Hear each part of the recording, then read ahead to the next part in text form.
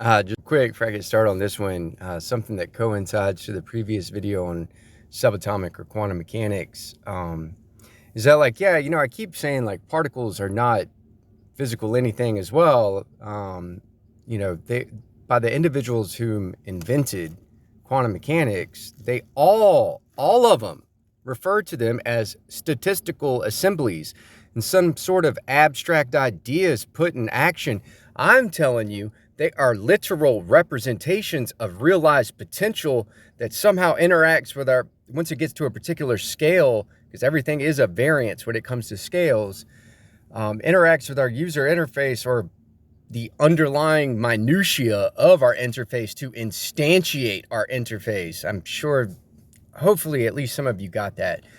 But anyway, and that's literally what I used to call them as well, is representations of informational and conceptual minutia. But let's move on from that. So like, guys, when it comes to food, I've made, a video about how utterly important diet is. Let's just break it down to this, okay? Fruits, vegetables, nuts, seeds, things like that, right? Vibrate at an extremely high frequency, okay? You want to pump your body full of that stuff as often as possible. Artificial and processed crap like your McDonald's or just whatever, your ramen noodles, all that kind of BS that's really not food, but it's just a bunch of chemicals, man. Dude, it barely has a frequency. It's essentially like when you experience shame.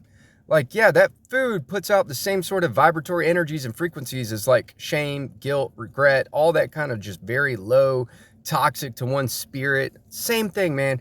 Now, music. You need to hear me, a bunch of you, man. If I were to ask you why you listen to pop or rap music, you'll say because you like it. No, you do not. You are glamored by an entertainment industry, and once again, a little evil monopoly dude, a little old evil white man, okay, has cultivated and molded that entire culture to be exactly what it is today. This was all intentional. It was all an elaborate orchestration. That's why Tupac and Biggie were killed, by the way. That was done by our government and the police. Listen, those dudes were about to break away from the music industry and start a whole other thing. That whole East Coast, West Coast beef was blown so out of proportion to glamour you, to keep you distracted from seeing the truth. In 1952 or 1953, the music industry completely changed music from resonating at 432 hertz, or the sound of nature, to 440 hertz, which is toxic to your soul, based on a Rothschild theory, which is not a theory but the truth, and what I'm telling you right now.